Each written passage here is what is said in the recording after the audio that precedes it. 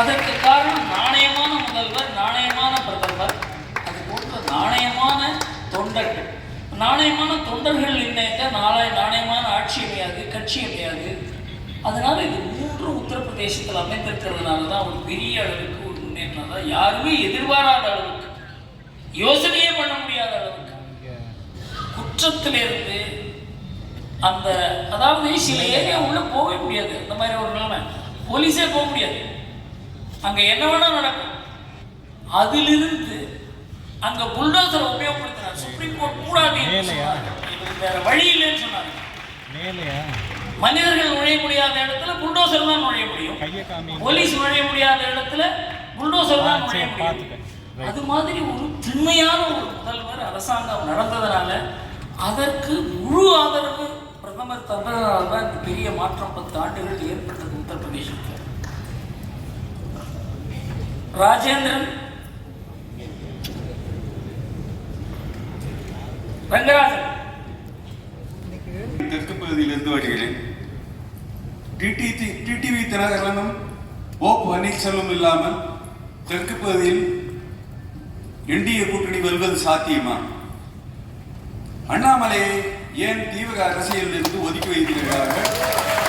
அண்ணாமலை இல்லாமல் தமிழ்நாட்டில் பிஜேபி வளர்வதற்கு சாத்தியங்கள் இல்லை என்று என்னுடைய அனுபவம், என்னுடைய மக்களின் மூலம் நான் அறிந்து கொண்டேன். இதற்கு உங்கள் பதில சார், அண்ணாமலையை பொறுத்தவரை அது பாஜகவுடைய முடிவு. அண்ணாமலையும் பாஜகவும் சேர்த்து தான் அந்த முடிவு எடுத்துக்காங்களே தவிர அண்ணாமலையினுடைய அவரை கலக்காத இதை எடுக்கலை. ஏன்னா காரணம் என்னவென்றால் பாஜகவால் மாத்திரம் தனியாக தமிழ்நாட்டில் வெல்ல முடியாது என்கிற நிலைமை இருப்பதனாலையும், எடப்பாடி எந்த விஷயத்திலையும் பாஜகவோடு நெருங்கக்கூடாது என்று 2024 எடுத்த முடிவை அவர் மாற்றிக்கொண்டு பாஜகவுடன் ஒத்துழைக்க வந்திருப்பதால் தான் இன்றைக்கு நாம் திமுகவை வீழ்த்த முடியும் என்கிற ஒரு எண்ணம் ஏற்பட்டது. இதை நாம் புரிந்து கொள்ள வேண்டும். அரசியலில் யதார்த்தம் என்று ஒன்று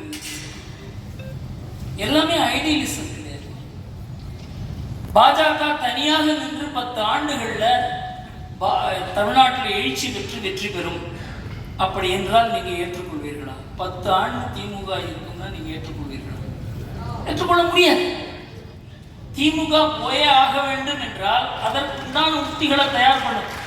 அமித்ஷாவை விட இதை பற்றி விஷயம் தெரிஞ்சவங்களை யாரும் இருக்க முடியாது. அவரை மாதிரி நான் மகாராஷ்டிரா எலெக்ஷன்ல 2014 என்கிட்ட உத்தவ் தாக்கரே ஃபோன் பண்ணிருக்காரு, சார் அமித்ஷா எங்க இருக்கார் சார், என்னால் பார்க்கவே முடியல.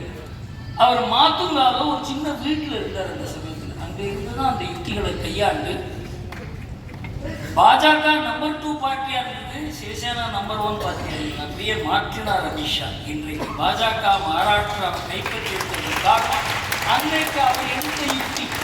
அதனால அவருக்கு தெரியும் இது எப்படி. அவர் அதாவது சில பேருக்கு அந்த அஷ்டாவதானி என்று கூறுவார்கள், எல்லா விதமான திறமையும் இருக்கும். அந்த மாதிரி ஒரு திறமை உள்ளவர் தமிழ்நாட்டை கையில் எடுத்திருக்கிற நம்பிக்கையோடு இருங்க.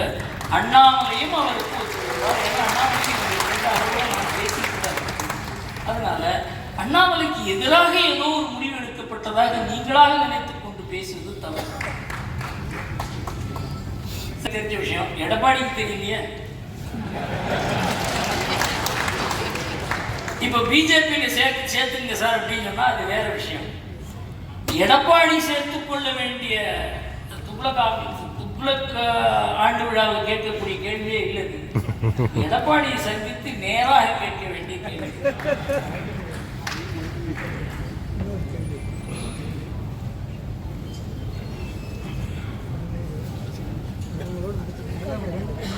இந்த ஆர்டிபிஷியல் இன்டெலிஜென்ஸ் பத்தி ஒரு கேள்வி கேட்டார், மறந்துருக்கேன். இந்த ஆர்டிபிஷியல் இன்டெலிஜென்ஸ் என்ன பண்ணணும்னு யாருமே தெரியாது. இப்போ எலான் மஸ்க் ஒரு ட்வீட் கொடுத்திருந்தார், இந்த ஆர்டிபிஷியல் இன்டெலிஜென்ஸுக்கு அப்புறம் டாக்டருக்கெல்லாம் வேலையே இருக்காது, எல்லாருமே தனக்கு என்ன வியாதிங்கிறத நீங்க கம்ப்யூட்டர்ல போட்டீங்கன்னா அதுவே எல்லாம் பண்ணிடும். இந்த ஆபரேஷன் வேணும்னாக்க அதையும் அந்த ரோபோட்டிக்ஸ் மூலமா பண்ணிட முடியும்.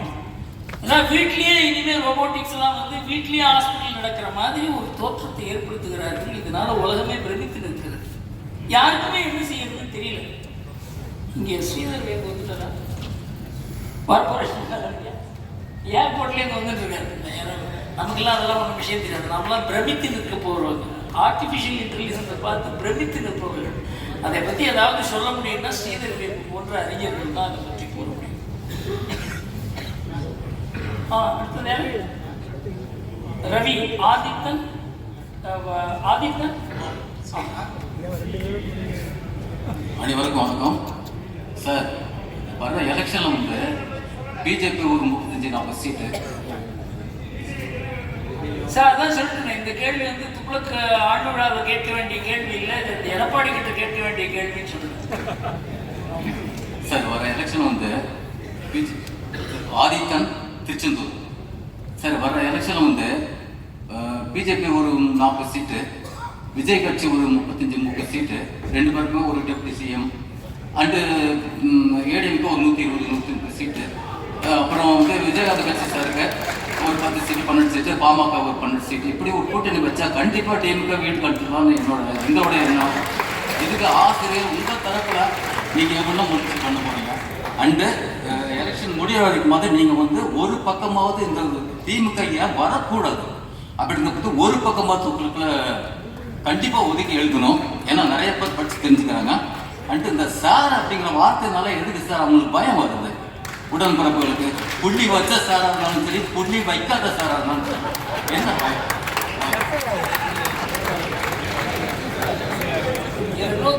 திமுக வரக்கூடாதுன்னா ஒரு பக்கம் எழுதிக்கிறார், பக்கம் பக்கமா எழுதுறாரு.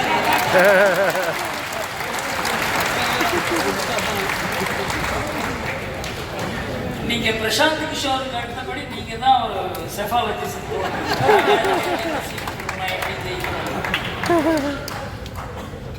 எஸ் ரவி.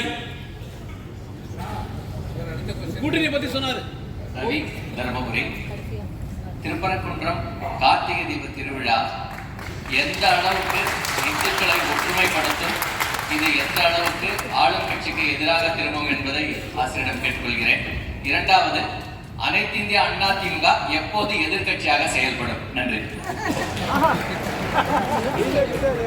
இந்த திருப்பரங்குன்றத்துக்கு முக்கிய காரியகர்த்தா, அதுக்கு மையமா இருந்து வேலை செய்தவர் ராமன்.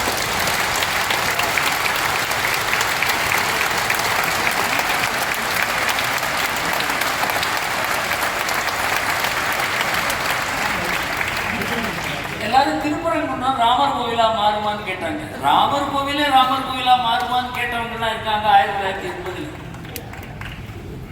எதிர்ப்பு எப்போ அதிகமாக இருக்கோ அதுக்கு ஆதரவு வரவே செய்யும். இதுதான் அரசியலுடைய நியதி. அதுவும் அநியாயமான எதிர்ப்பு, தவறான எதிர்ப்பு, அதை தவறுன்னு சொன்ன கோர்ட்டையே எதிர்க்கிறது, அதை எடுத்து போரிடுவது, அந்த நீதிபதியை தாறுமாறா பேசுவது. அதுக்கப்புறம் உங்களுக்கு தெரியும் டிவிஷன் பெஞ்சு என்ன மாதிரி ஒரு ஜட்ஜ்மெண்ட் கொடுத்துருக்காங்க. இதெல்லாம் ஒரு வெட்கமில்லாத அரசு. இன்றைக்கு அவர்கள் பத்திரிகைகளை கட்டுப்படுத்தி தனக்கு எதிர்ப்பு வேண்டாம், அதை தவிர்க்க முடியுமே தவிர மக்களுடைய கருத்து மாற்றத்தை இதன் மூலமாக தடுக்க முடியாது. திருப்பரங்குன்றம் பெரிய ஆபத்தாக அமையும் திமுகவுக்கு என்பதுதான் என்னுடைய கருத்து.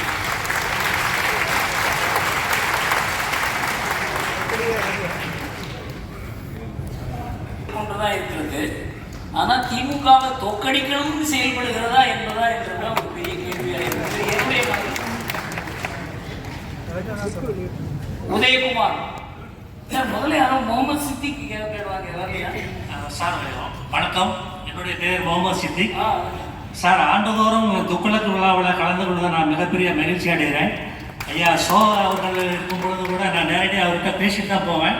அது மாதிரி இந்த விழாவையும் நீங்கள் சிறப்பாக நடத்தி கொண்டிருக்கிறீர்கள், உங்களுக்கு நன்றி சார். இப்போ 41 பேரை கொலை பண்ணிட்டு ஒருத்தர் டெல்லி சிபிஐ போயிட்டு திருப்பி வந்திருக்காரு. 19ஆம் தேதி வர சொல்லி சம்மன் கொடுத்துருக்காங்க. அப்போ அவர் மீண்டும் தமிழ்நாட்டுக்கு வருவாரா?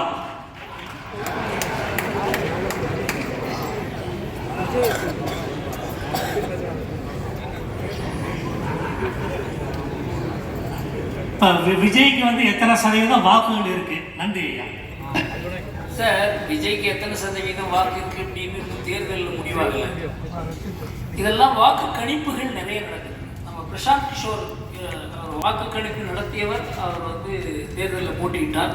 அவருக்கு 20% வாக்கு இருக்கிறது, 25% வாக்கு இருக்கிறது என்று சொன்னார்கள். ஆனால் கடைசியில் என்ன கிடைத்தது உங்களுக்கு எல்லோருக்குமே தெரியும். தேர்தலில் நின்ற பிறகுதான் ஒருத்தருக்கு எந்த அளவுக்கு, அதுவும் புதிய கட்சி, தொண்டர்கள் இல்லாத கட்சி, ஒரு கூட்டம், அதுக்கு தலைமை கிடையாது, அதற்கு ஒரு அதாவது அது இயங்குவதற்கு ஒரு வரைமுறை இல்லை. இந்த மாதிரி ஒரு கட்சிக்கு வந்து இது ஜெயிக்கும், இதெல்லாம் முதல்வர் வருவார், எனக்கு இது புரியவே இல்லை. இந்த பத்திரிகையில் எப்படி எழுதுறாங்க, ஆய்வாளர்கள் எழுதுறாங்க, மற்ற கட்சிகள்லாம் போய் அவங்கள்ட்ட போய் கை கொடுக்க போகிறாங்க. அதுவே அவர்களுக்கு மகத்துவமாக இருக்கிறதே தவிர என்னை பொறுத்தவரையில் அது ஒரு சீரியஸ் கட்சியாக, ஒரு சீரியஸ் முயற்சியாகவே நான் நினைக்கிறேன். அவர் வந்து சிபிஐ ஆஃபீஸுக்கு போயிருக்கார், என்கொயரி நடந்து கொண்டிருக்கிறது. அவருக்கு அதில் என்ன பங்கு என்பது சிபிஐ தான் முடிவு பண்ண வேண்டுமே தவிர அவரை கைது செய்வாங்களா என்ன ஏது இதெல்லாம் நம்மால் கூறுகிற விஷயம் இல்லை. அது சட்டப்படி நடக்கும். ஆனால் தவறாக எதுவும் நடக்காது என்பதுதான் என்னுடைய தோன்று. திட்டமிட்ட சரியா